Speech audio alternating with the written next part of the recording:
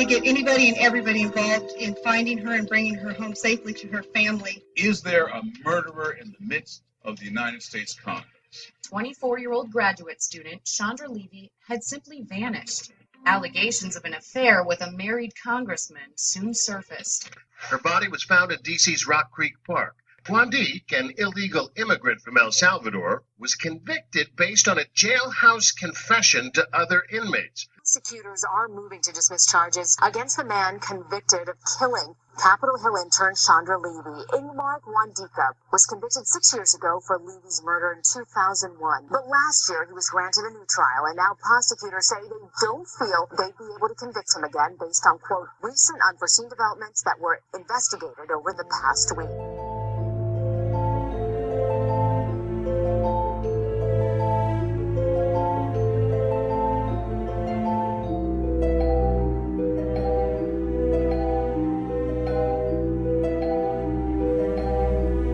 Welcome to True Crime Brewery. I am Jill. And I'm Dick. Good evening. Tonight's episode, The End of the Affair, the death of Chandra Levy. Now, Chandra Levy, 24 years old, was working as an intern at the Federal Bureau of Prisons when she vanished on May 1st of 2001. She was a graduate student at the University of Southern California. Investigations by the police revealed that she was having an affair with the congressman, Gary Condit, a 53-year-old married Democrat. Now, Chandra's skeletal remains were found in May of 2002 in Rock Creek Park, and she was presumed murdered. Her case went unsolved until March of 2009 when Guandique, I hope I'm saying that right, an illegal immigrant from El Salvador, was arrested. Guandique was convicted of murdering Chandra and sentenced to 60 years in prison. Now, in 2015, Guandique was granted a new trial when his attorneys suggested that Armando Morales, a jailhouse snitch, fabricated a confession by Guandique in his first trial. The new trial was scheduled for October of this year, but just last week, prosecutors announced that they would not proceed with the case against Guandique because they no longer believed that they could prove his guilt in Chandra's murder. This decision has brought up many questions in the media and by the public. Gary Condit was cleared as a suspect back in 2002, but has lived under a cloud of suspicion for the past 15 years nonetheless. So before we dig deeply into this case, let's read a couple of our 5-star reviews and open up a beer. How's that sound? That'll be a good start. Let's do it. Okay. And before I read the reviews, I just wanted to say thank you to everyone who joined Team Tie Grabber this past week. It was a great showing, and I was really happy with it. It's always nice to hear from fans. It is. I call them listeners. I don't know. Fans is a bit of a jump. Okay. Listeners. So 5-star reviews. The first one I want to read is called Thank You. It's by Sierra44. I absolutely love you two. I have become addicted to listening to true crime while I do pretty much everything. Many podcasts go through the crime just like a true crime television show would, which is great. Yet you guys share your opinions and different versions of things that may have happened. I often find myself talking along and becoming engaged. Thank you for making my mind work. Well, thank you, Sierra44. That's a nice one to start with. And welcome to the brewery. The second one is titled Cutest Couple Award Goes to, and this is by Angela206er. Well, I already like this one. I love your podcast. The two of you together are charming, witty, and informative. Keep up the good work and banter too. We will. So Angela206er, welcome to the brewery. Welcome, Angela. And the final one, which is lengthy and embarrassingly complimentary. Well, you don't have to read it then. No, I told everyone I'd read them, and I'm going to read it. Okay. So it's called Drink It In by Farm Boy Bo. This podcast has quickly become one of my favorites. If Satisfaction and Awesomeness had a baby, it would give birth to this podcast. Trust me, if you drink this podcast in, it always goes down smooth, just like Dick's beer reviews, which admittedly has created some temptation for even us non-beer drinkers. Unlike some of the other true crime podcasts out there, which are hard to get through, I find these two very easy to listen to. Their voices flow in a peaceful manner, which hits the ear like a creamy slab of rich butter. I'm going to come back for more because these two are the cream of the crop, and as a farmer, if there's one thing I think I know about, it's the crop. Well, that certainly was an effusive review. Wasn't it? It was. So, It was Farm Boy very Bo, nice. Yeah, Farm Boy Bo, welcome to the brewery with open arms. So Dick has a beer for us, and it's from the D.C. area, right, Dick? It is. We're keeping our tradition of taking a beer from the state or the region where the crime occurred. Absolutely. So this time I took a District of Columbia beer. It's called The Corruption, which sounds like an apt name for Washington, D.C. I thought it was very appropriate. This is brewed by D.C. Brewing Company in Washington. Now, it's an American IPA, not a double or imperial IPA. So this is just a different version of the IPA style. It tends to be much more flavorful than the English IPA. Its color can range from a pale golden color to a reddish amber.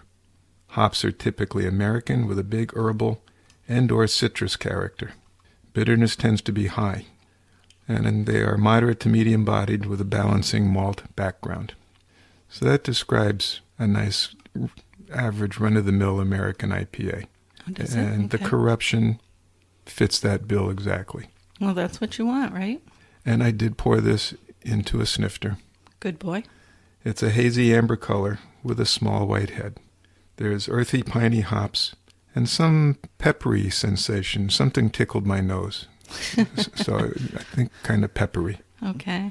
Very floral and herbal and earthy. So there's the hop profile. Mm-hmm. And then there's caramel malt that shows up late. Nice malt background. It's a medium-bodied, easy-drinking beer. Okay. All right. Well, thanks for the review. Let's give it an open, and we can start drinking soon, right? We can.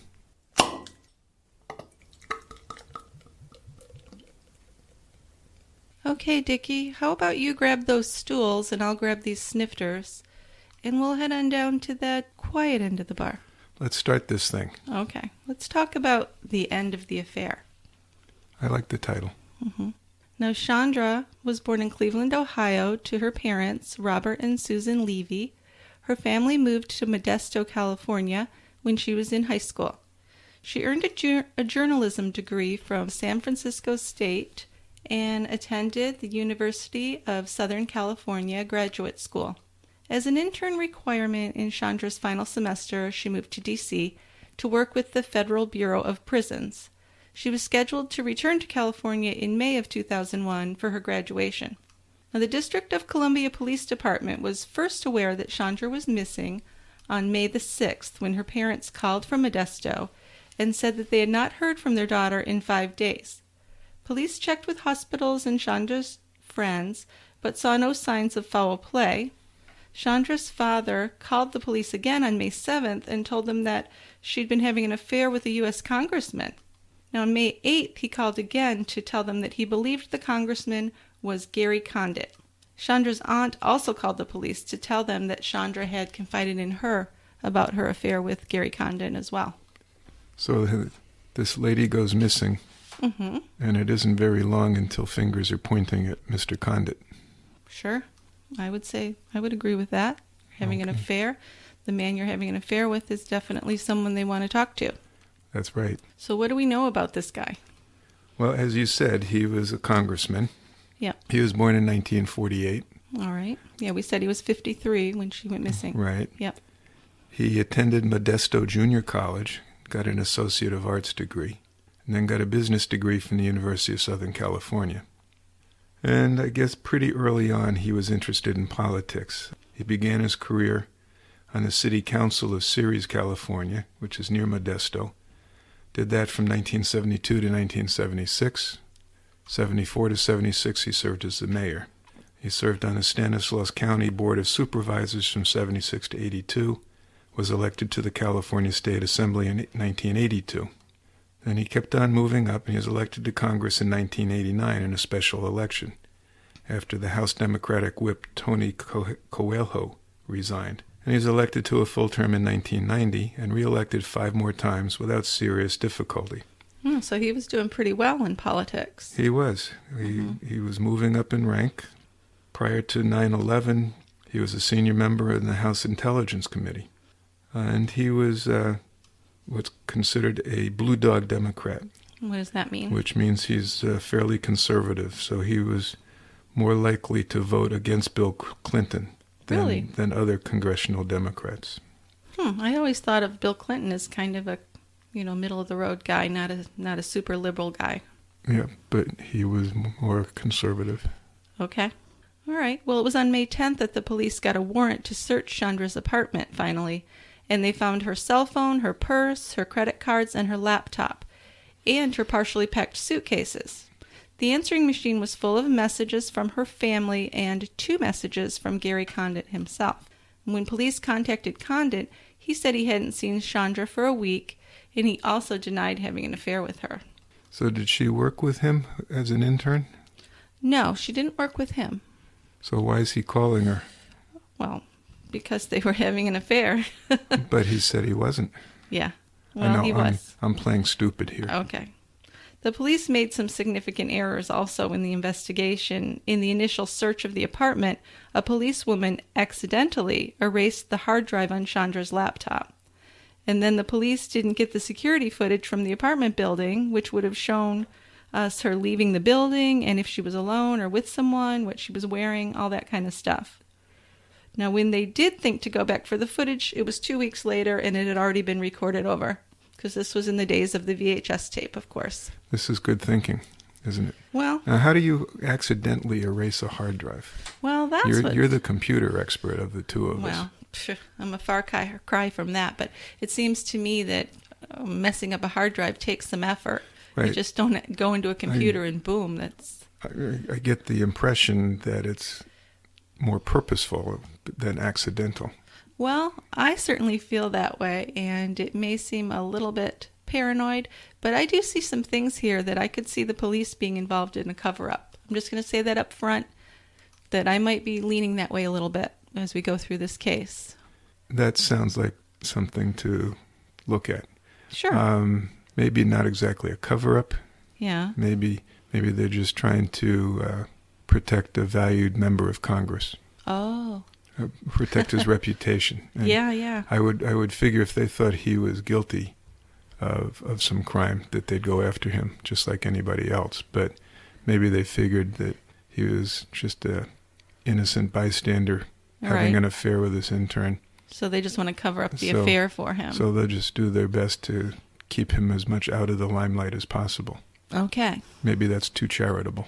Well, no, I think that's a possibility, but I don't know what their motivation was or what their relationship with him was at the time. Because when police were finally able to get the information from her laptop's hard drive, they did find that she'd looked up a location in Rock Creek Park on the day that she disappeared. And that's when they searched the park, and this was about a month after she went missing, and they found nothing. Although the plan from headquarters was to search Glover Road and the other roads and the walking paths, plus 100 yards on either sides of these. Only the roads and 100 yards on either side of the roads was searched.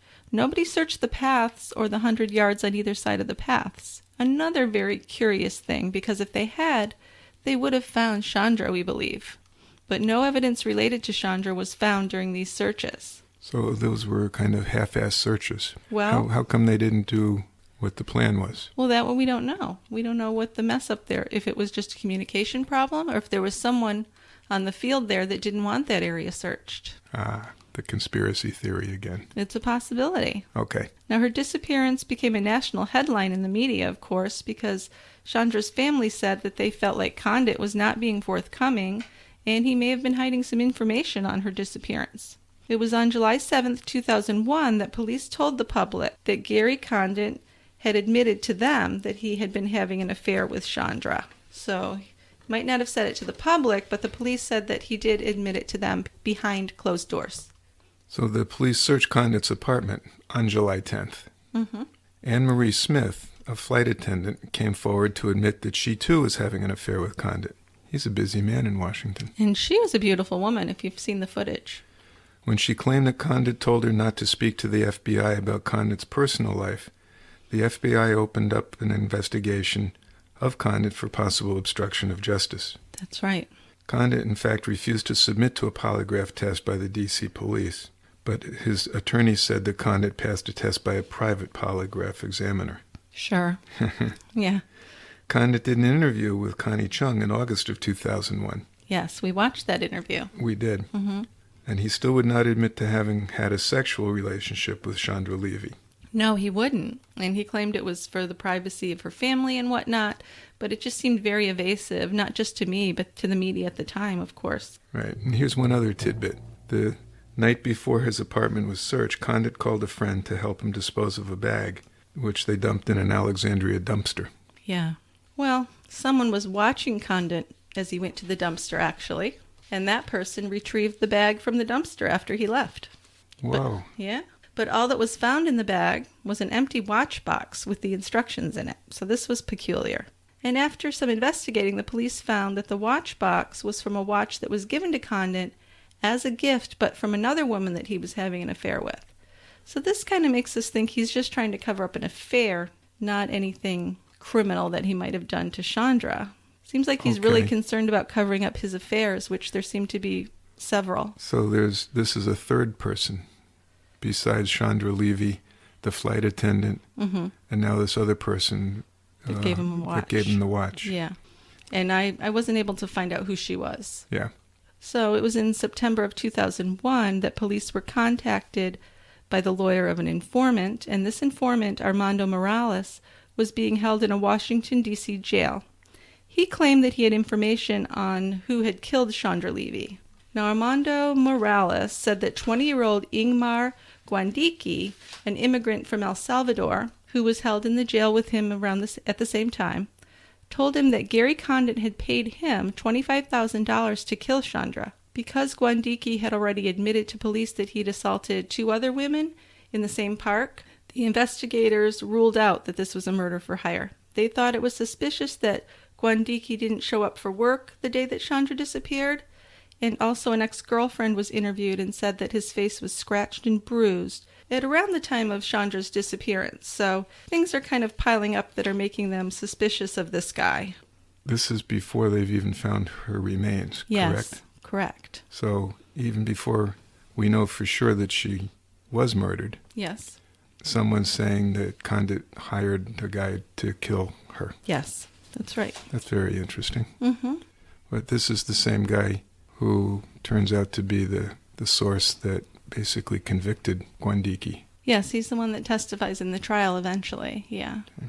So during this time, the investigators did not interview the other women who were assaulted in Rock Creek Park, and they did not make Guandique a suspect. No. The chief of the D.C. police told reporters not to make too big a deal about Guandique as a person of interest. At this point, Chandra's remains had not yet been found. No, they hadn't. But investigators were aware that the park had been looked up on Chandra's computer before her disappearance. Right. When questioned, Guandique denied attacking Chandra. He did, and he's always denied it since as well. He's continued to. Yeah, he has. Now, the accuser, Armando Morales, he failed a polygraph test at November of 2001? 2001. Okay. And then in February 2002, Guandique took a polygraph test with inconclusive results. The results were officially termed not deceptive. That's right. Now, there was some question about that because his primary language was not English, and it was done in English, but it was done with an interpreter, and they did decide that he was not deceptive, so that's interesting. It is. So things are cropping up here. But then after the 9/11 attacks in September, the media attention for her case, it diminished significantly, of course, because everybody was... I'm sure everything diminished in interest other than the aftermath of the attacks. Right, right. And the case went from a missing person to a murder investigation when Chandra's skeletal remains were found. And they were found by a man walking his dog in the Rock Creek Park in May of 2002. Was he walking along those hiking trails that never got searched? He was. And his dog found the bones. They were bones at this point. It had been a year. Yes. Mm-hmm. So now the question of where Chandra Levy is solved. But now they need to figure out who killed her and why. In 2001, 2 other women, as we mentioned before, were attacked in Rock Creek Park. And one of the women gave a description, and Ingmar Guandique, he was brought in for questioning on that. So in court, he was convicted of the 2 counts of assault on the 2 women, and the police still didn't make a connection to Chandra Levy, though. So he's convicted of attacking these 2 women in the park around the same time. But they found her remains at this point or yes. not? Yes, they have. So we know that the intern who went missing has been found dead. Found dead in the park, And we have this guy who's guilty or declared guilty of assaulting 2 other women in the same park. Right, but the jailhouse snitch who said he confessed failed the polygraph, and Guandique essentially passed the polygraph. But is this the polygraph about assaulting the women? No, this is a polygraph regarding Chandra. Okay. So what does Guandique say about assaulting the women? That he didn't do that either? No, I think he did confess to that when he was convicted. Pretty sure he did, yeah. So he says, okay, yeah, I assaulted a couple women, but I didn't kill that other one. Well, he didn't bring it up. When he was tried for it, he finally admitted it. Yeah. But he didn't come up to someone and say, hey, I did this. But he steadfastly denied any guilt in Chandra Levy's killing. Right, and the other thing is there's really no evidence that he had anything to do with her.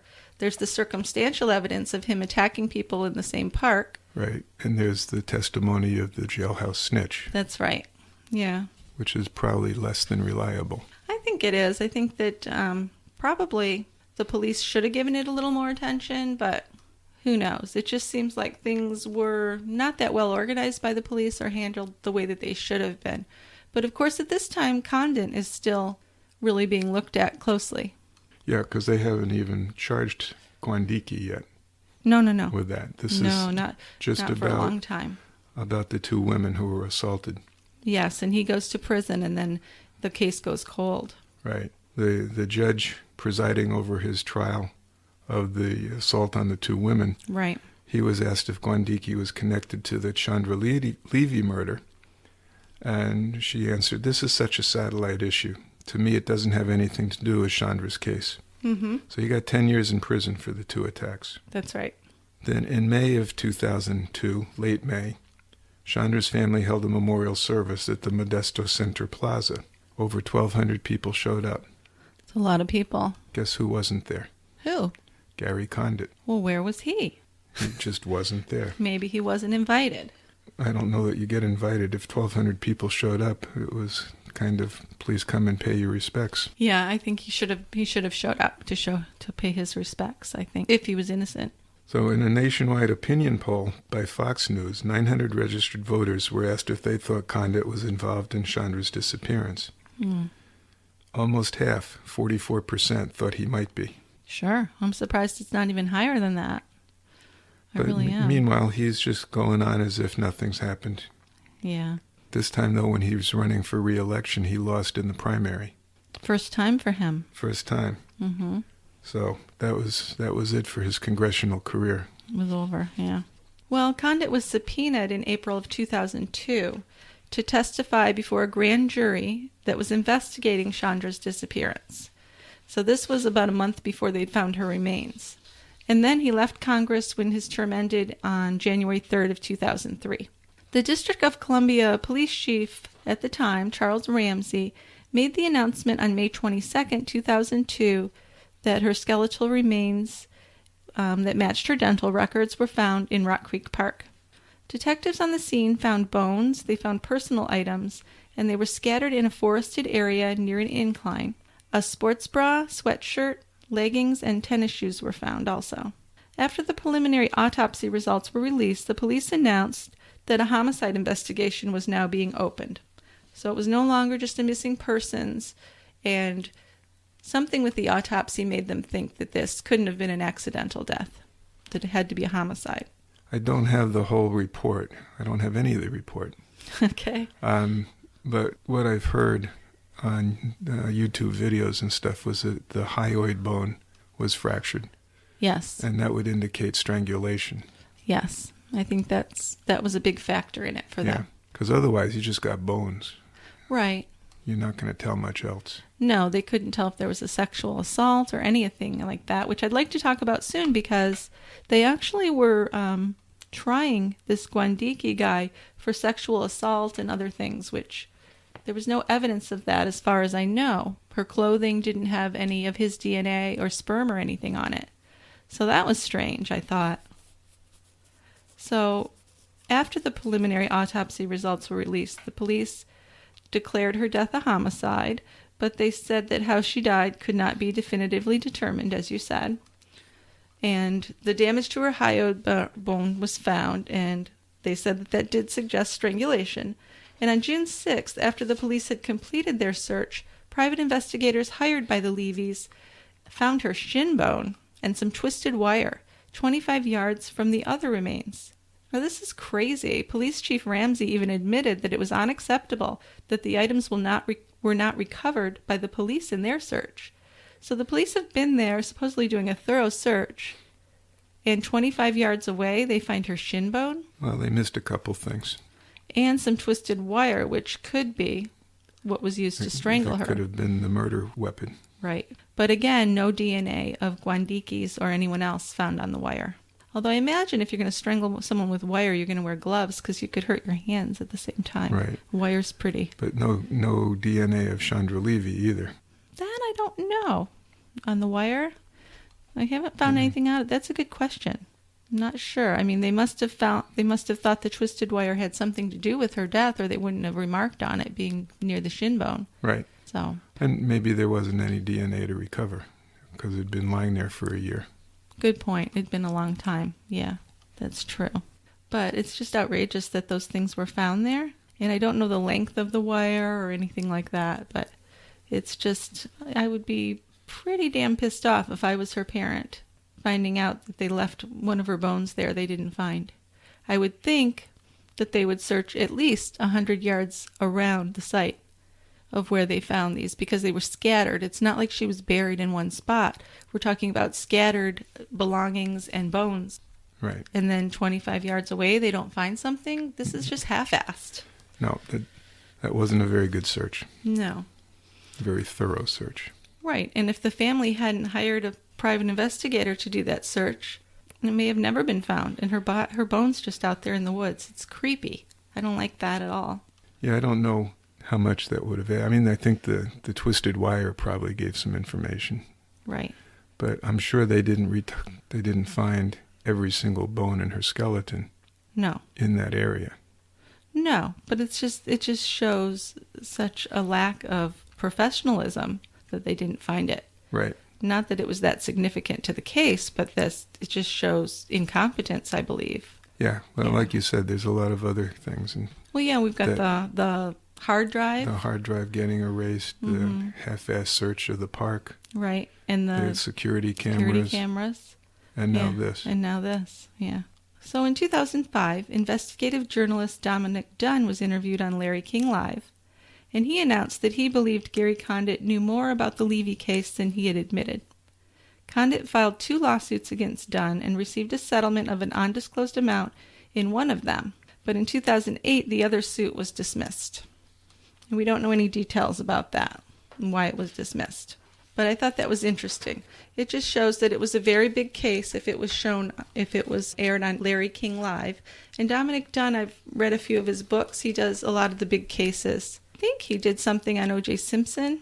Oh, yeah, he attended the trial. Yeah, he's followed a lot of big cases. He does a lot of big murder cases. Mm-hmm. And didn't he also write some novels? Oh, yeah. Yeah. He's kind of prolific. Okay. So I just thought that was interesting, that one was settled and the other one was dismissed. Yeah, and he also ended up suing the Sonoran News, which is just one of those weekly throwaway newspapers. Oh, Condit did? Condit did. Yeah. I sued them for defamation of character after the publication wrote that Condit was the main focus in the Chandra Levy case, after lying to investigators about his affair. That doesn't sound worthy of a lawsuit, and it was dismissed. Yeah, I don't see where he gets the nerve to sue people for saying he's suspicious when he behaves suspiciously. He lied, first of all, to the police. Twice. And to the public, yes. Right, not just one time. No. Repeatedly. And refused to take a polygraph. If the aunt hadn't come forward and said that Chandra had confided in her about the affair, he'd still be denying it. Well, yeah, and they might not even have known, because we didn't mention this, but when they were having the affair, he was very determined for her to be secretive. He didn't want her to tell anyone about the affair. She had to follow certain rules about entering his apartment building, about where they met. He was very strict about her not telling anyone that they were having an affair.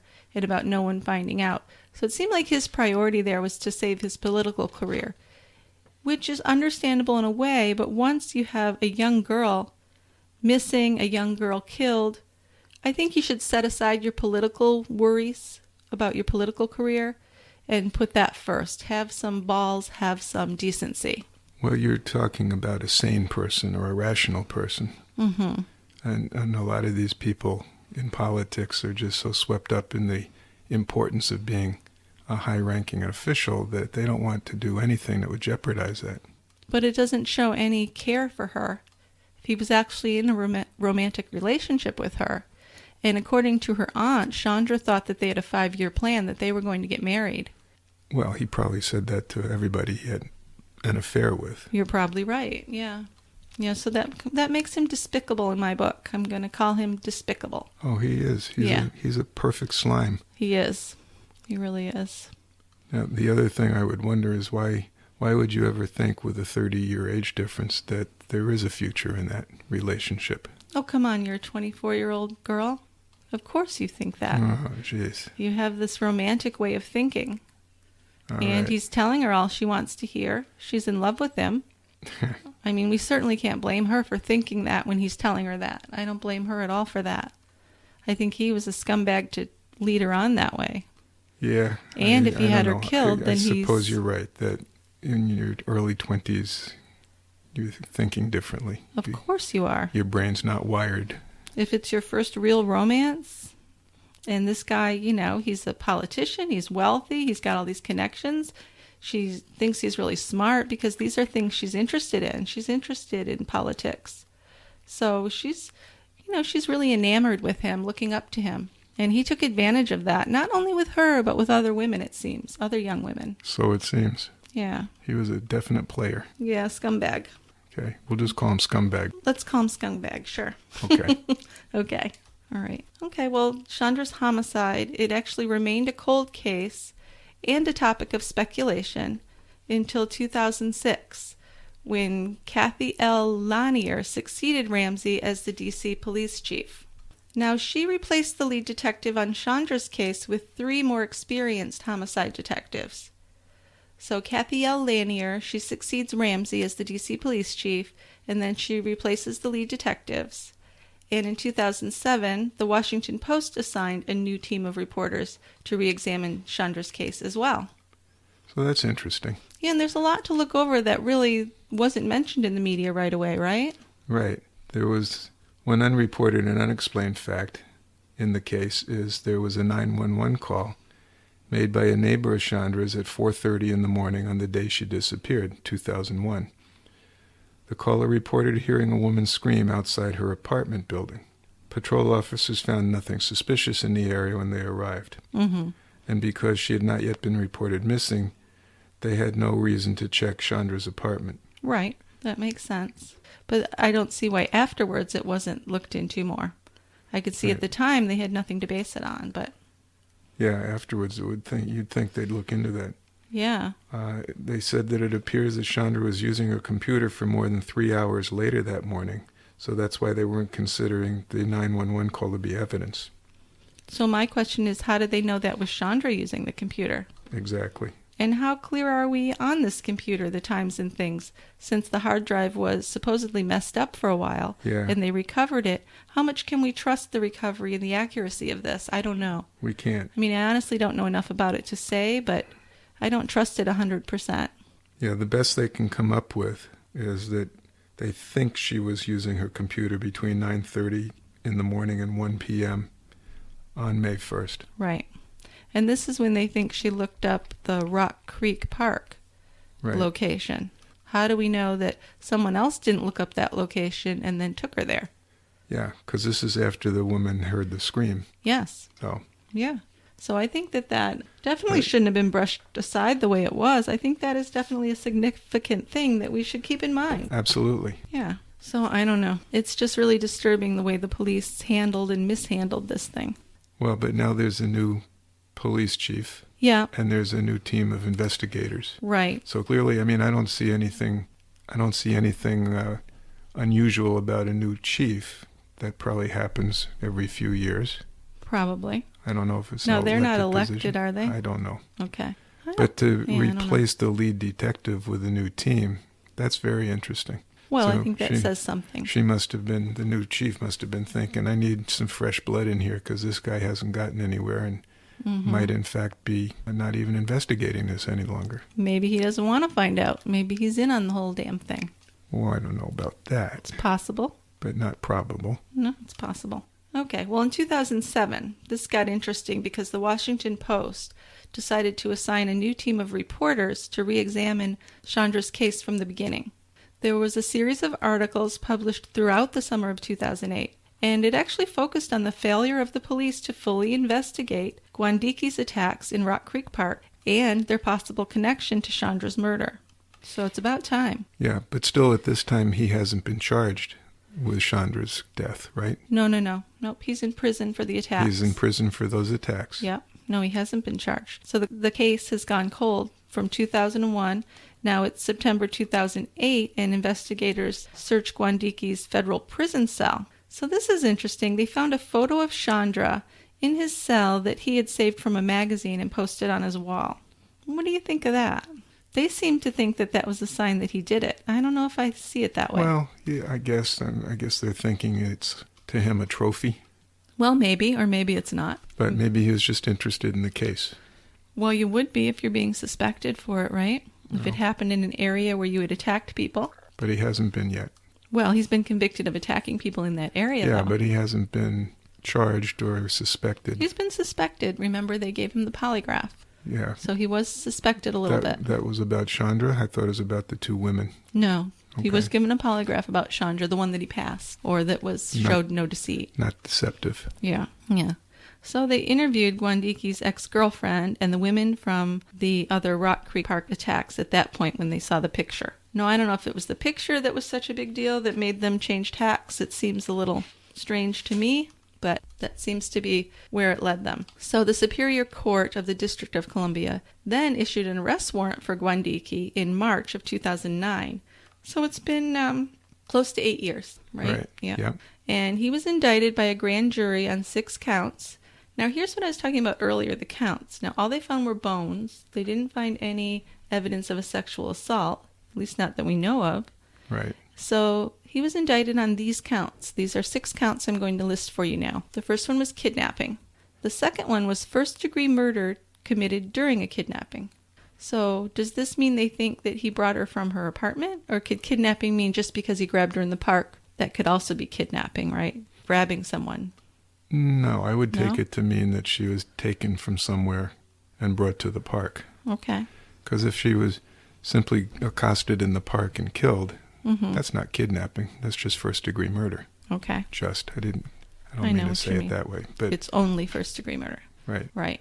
I think they had to have thought that he brought her from someplace. That's what I thought. Now, it could be he brought her from one area to the park to another. Maybe somebody that knows more can fill us in on that. I'm not sure. But then the third count was attempted first-degree sexual abuse. Okay. Okay, how would they know if he attempted sexual abuse? He didn't confess. There were no witnesses. And I think he told, well, according to Armando Morales, he had told him he didn't rape her. He just killed her for Condit, for the money. So I don't know where they got this attempted first-degree sexual abuse charge. That threw me a little. So then the other one is first-degree murder committed during a sexual offense. Okay. And then attempted robbery, which I don't know what he would have been robbing. She didn't have her phone, money, anything. So I don't know where that came from either. And first-degree murder committed during a robbery. Okay. So this is all just really strange to me. But As a layperson, I don't get it. as another layperson, I kind of get it because Yeah. they're throwing up as many charges as they can and hope that some of them stick. But how can you throw up things that you have no proof of? They can do that. I mean, they don't. I mean, they can put that in the indictment, Sure. but they might not ever prove it. Okay. I don't think anyone was suggesting that there was a robbery. No. No, I don't think so. No one mentioned any jewelry or anything being missing. Well, So I don't know. So that was strange to me, especially the attempted first-degree sexual abuse. How Yeah. would they even get that idea? Unless there's something that wasn't shared with the public, which could very well be. could be. Yeah. So that was strange. Maybe they never found her underwear. They found her sports bra and her tights. Yeah, but I'm going to tell you, as a girl that exercises, sometimes you just wear the tights. Okay. Especially if they're specially made for exercising. They have like a built-in kind of underwear panel in them. Never mind. But that's just a possibility. I don't know. She could have had underwear. But Guandique pleaded not guilty at his arraignment for this, and a trial date was set for January of 2010. So now we're, 8.5 years out. Right. And after processing errors contaminated some of the evidence with DNA from the prosecutor office's employees. Does that make sense? So some of the evidence was contaminated by DNA of prosecutor office employees. Yeah. I don't know how that happened. Well, by mishandling things. But aren't you not supposed to handle things with your hands at all? Well, one would think. Yeah. But apparently they didn't do it that way. Well, this didn't cancel anything out, but it delayed the trial until October 4th, 2010. And I don't know how that works. Does that mean it just gave them time to differentiate between their DNA and the other DNA that was found? Oh, probably. Yeah. So I guess it didn't make any any of the evidence inadmissible. It just was something to overcome, I guess. So at this time, Morales has indicated that Guandique confessed to him? Well, he testifies in the trial. Okay. Mm-hmm. But he had testified earlier that... He hadn't testified. Well, he had given a statement earlier that Guandique said he killed her because Condit paid him to do it. Right. So they must not have believed that, because they would have charged Condit too. Yeah, they said that they didn't because he had, and I don't know what kind of logic this is, but because he had attacked the other two women in the park, they didn't feel that the idea that he was paid to kill Chandra was legitimate. All right. Unless, sounds kind of specious. Maybe Condit went to the park, saw this guy attacking women, and said, hey, have I got a job for you? Yeah. That's probably not. Probably not. Yeah. But, something like that could have happened. I don't know why that rules out the fact that he could have been paid by Condit. That's all I'm saying. It doesn't in my mind. No, it certainly doesn't. Mm-mm. Although, I guess if they took it at all seriously, they would have looked closer at Condit at the time. So they must have discounted that and just figured he did it. I guess. The other thing that I'm interested in is this is the same snitch that ratted him out about the women too, right? He's saying that... I don't think so. Oh, he didn't? No, I think the women identified him. The women, Mm-hmm. So it's just back when before he was convicted for attacking these women, Morales brought up that he had killed Chandra way back then. Okay. Yeah. So Morales never said he told him other crimes that he committed. Not that I'm aware of. All right. No. Okay. So let's get the trial started. Jury selection started on October 18th, 2010. The two women who had been attacked in Rock Creek Park in 2001, Hallie Schilling and Christy Wiegand, testified about their attacks by Ingmar Guandique. Chandra's father, Robert, took the stand for the prosecution and refuted statements he had made in the past suspecting Gary Condit of harming his daughter. He had told authorities back in 2001 that Chandra would not have jogged alone in the park, but he said he no longer thought that was true. Yeah. He also said that he had been convinced that Condit was guilty until we learned about this character here, and he was referring to Guandique. Yeah, do you want to talk about this a little bit? So that's kind of a 180-degree turnaround here. Well, yeah, and it also seems like, they convinced him somehow that it was this other guy, without any real evidence that it was this other guy, as far as we know. Right. Right? Mm-hmm. So what convinced him of this? I think maybe it was just that the idea of finding her killer and putting him away was so reassuring to him subconsciously that he would go ahead and believe that this is the guy, let's get him convicted so that he could have a little peace. Because this guy was heartbroken. Yeah. I mean, this guy just gushed out he full sobs. Couldn't get through an interview. He loved his daughter, something crazy, yeah. He was just a really emotional guy, too, more emotional than his wife in many ways.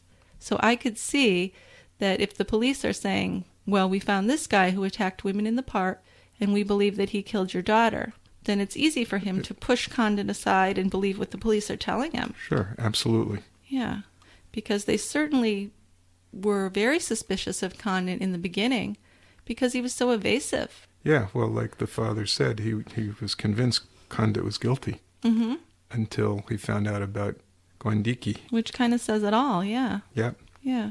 And Gary Condit testified at the trial. Yeah, he did. He was asked at least 3 times if he and Chandra had been involved in a romantic or sexual relationship. Mm-hmm. And his answer was, I am not going to respond to that question out of privacy for myself and Chandra. So isn't that nice of him to protect her privacy now that she's been killed? well, they can make him answer it. The only way he doesn't have to answer it is to take the Fifth Amendment. They let him get away with that, though. Okay. He admitted that they had a friendship, but he never did admit on the stand that they had a sexual or romantic relationship. I don't think that any old Joe would have been allowed to get away with that. Undoubtedly so. Right. So this is a murder trial, and I don't see how that answer is acceptable at all. To me, that's not acceptable. Put your political concerns aside. Privacy, that doesn't really matter anymore. We're trying to find out who killed this girl. And if you can't give us a straight answer, then something's wrong here. And it's not okay. Right. That's how I feel about it. Exactly. Now, FBI biologist Alan Gusti testified that semen on underwear from Chandra's apartment contained Gary Condit's sperm. So there was our evidence. If it wasn't enough that Chandra confided to her aunt that she was having an affair with him and they were in love and they were going to get married, now we have DNA proof. His sperm was on her underwear in her apartment. So we know that they had an affair. And why was he allowed to be so elusive? Well, did they confront him with that evidence? What did he say? I'm sure they did. Yeah. I don't know. He said... He never admitted it. I refuse to answer that question. For their privacy, he would not admit it. Yeah. That's right. Okay. Mm-hmm. So I'm not liking this guy. You said he was a scumbag. He is. And I would not put murder beyond him. But let's go on. Let's. Prosecution witness Armando Morales testified that Guandique confessed to Chandra's murder when he was in the same jail with him in 2001, right? Right. So Morales, he was a gang leader, he was a drug dealer, and he was a known jailhouse snitch. So this wasn't his first time. But Morales actually presented himself well, according to people who were in the courtroom. On the witness stand, he was actually quite charming, and the jurors believed him. He was a believable witness. So Guandique, he must have had a public defender. Guandique, I would imagine. But the defense lawyer didn't hammer at him, at Morales, and try to get his story to He didn't deviate. tear him down like I think a good lawyer probably could have. Right. This guy should not have any credibility. Not at all. No. And as it turns out, he doesn't. He doesn't. Right. But he was very believable there, they say, and the jurors believed him. So there was no confession aside from the one that Morales claimed to hear. There were no witnesses, and there was no DNA evidence against Guandique. But he actually was convicted, as we know. So over the past 5 years, while Guandique's been imprisoned and he's got this 60-year murder sentence, the defense lawyers have gathered new information that do cast doubt on the validity of Morales' testimony. So finally, they got to that. Yeah, you know, we talk about eyewitnesses and the reliability of them. Sure. I'd like to see some studies or statistics on the reliability of jailhouse snitches. Yes, and in one of these articles I read, they did have some information on that and some statistics, and it's not good. No, I wouldn't think so. Of course not. I mean, these guys are looking out for themselves, and they want to do whatever they can to reduce their sentence or get some benefits Of course. out of it. So they'll say anything that you want them to say. Mm-hmm. And they actually found out that Morales asked to be put into the witness protection program in exchange for his testimony. And that's even though he testified on the stand that he hadn't sought any benefit from his testimony. And that was allowed to stand in his testimony. Nobody had found out that that was not true during the trial. Yeah. Now, last year, 2015, a judge decided that Guandique should receive a new trial.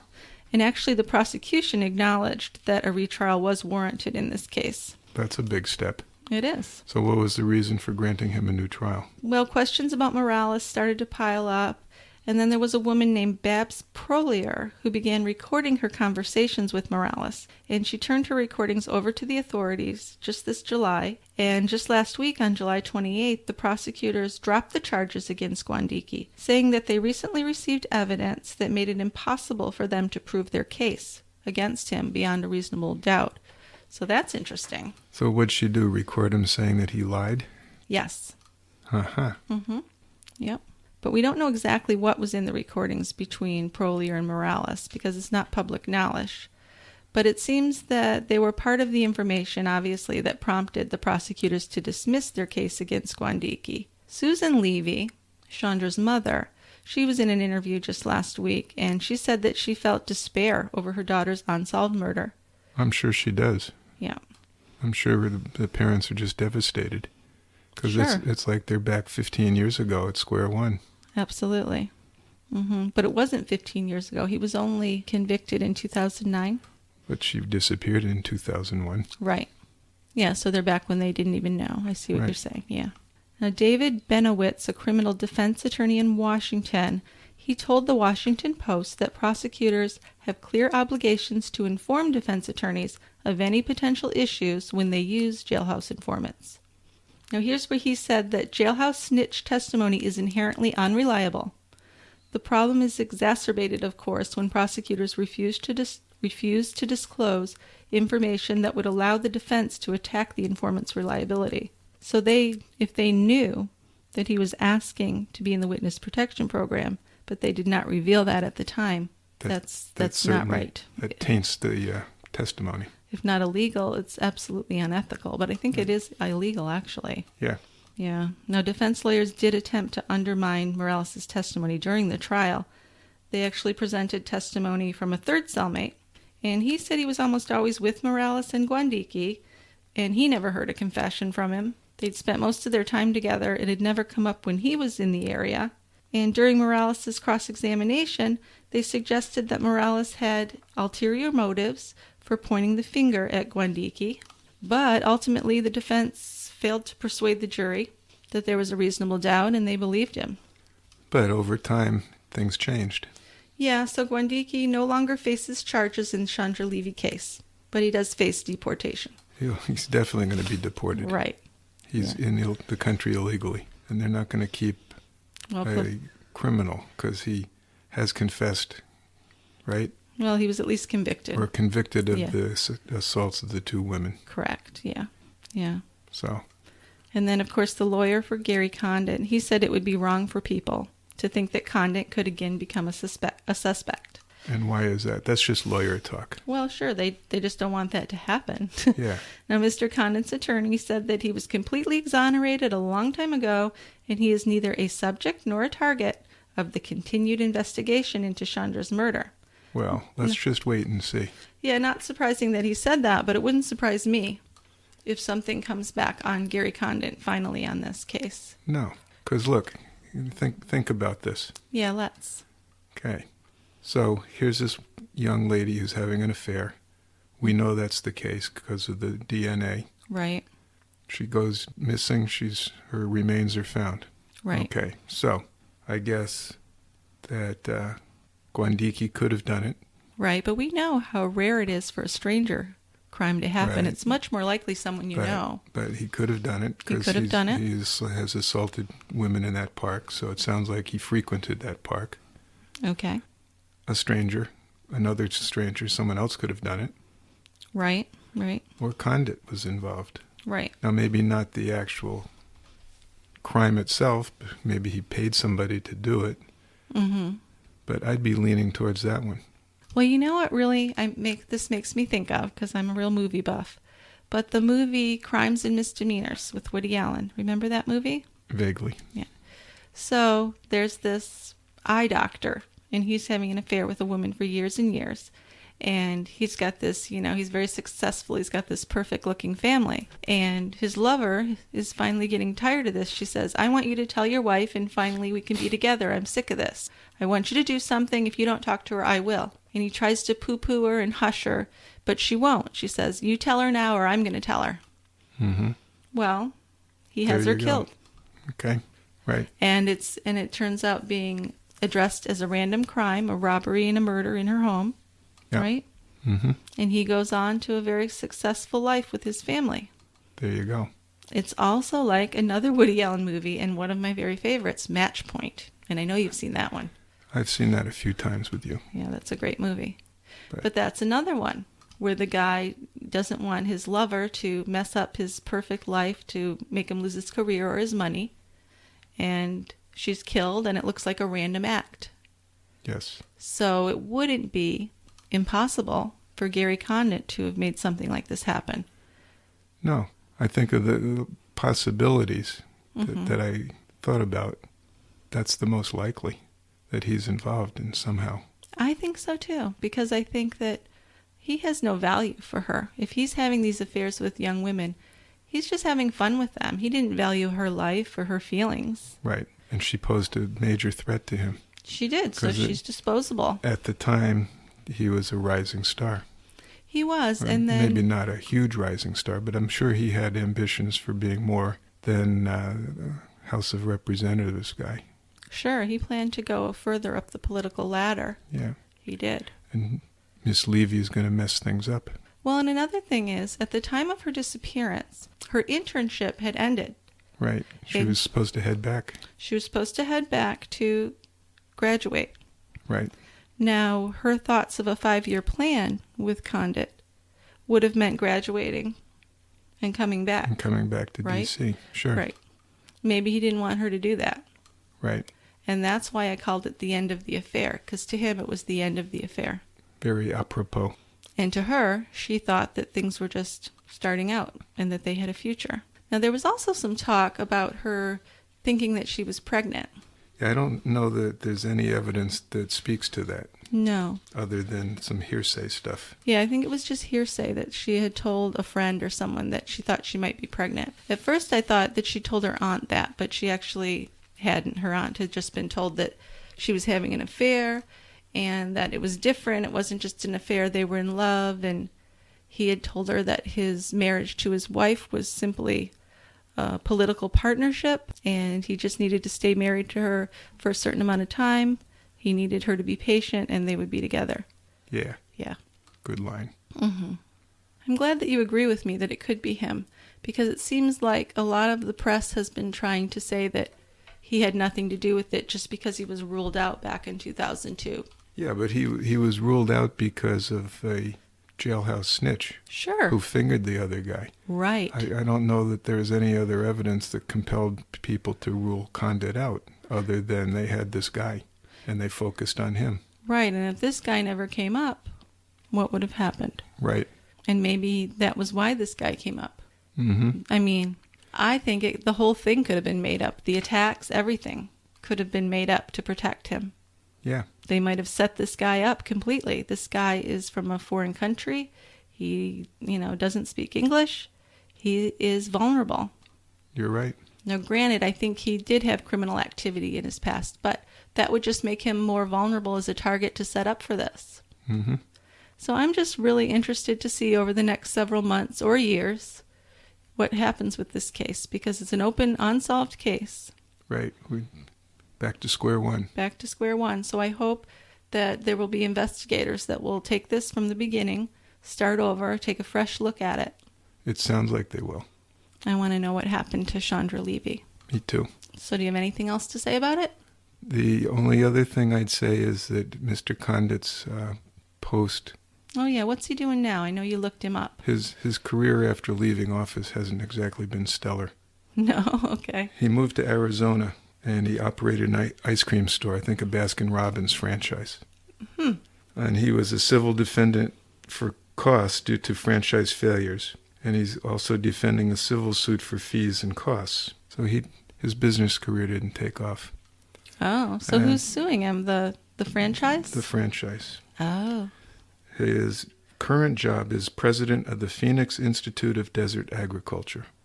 Huh. Now, I have no idea what the hell that means. Yeah, it doesn't sound like a big deal. Maybe he's going to grow the cactus better or something. Maybe. And I get the impression, although I couldn't get any confirmation, but I don't think he's married any longer. Oh, really? What makes you think that? It says he moved. It doesn't say he and his family moved. Okay. Well, I would hope that his wife isn't still with him. I hope she thinks enough of herself to have gotten out of that relationship. I'd leave him in a heartbeat. Well, and the weird thing is he wasn't even attractive. Well, I guess not. No. You might not have much to say on it, but I can tell you from my view, he was not really an attractive man. Okay. No, kind of a weenie. So thanks for that follow-up on him. That's interesting.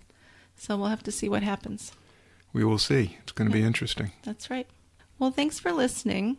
Thank you all. Yep. And just so that everybody knows, we are still really happy to get 5-star reviews on iTunes. We love to get those. They've really helped us move up and get lots more listeners. So thank you so much for that. Thanks again to our Team Tie Grabber members who have joined up. And you'll be getting your perks. And also we're going to be adding more things to that. We're going to have hopefully some premium material only for Team Tie Grabber members. Hoping to get working on that in the fall. So if you just come upon us for the first time, I just want you to know that True Crime Brewery is available on iTunes, on Stitcher, and on Google Play. Our website is www.tiegrabber.com. If you have any input or suggestions for us, you can email us at truecrimebrewery@tiegrabber.com. You could also go to our website and leave us a voicemail on the voicemail link there. Thanks, everybody. Thank you. We'll talk to you next week. We'll be here. Bye-bye.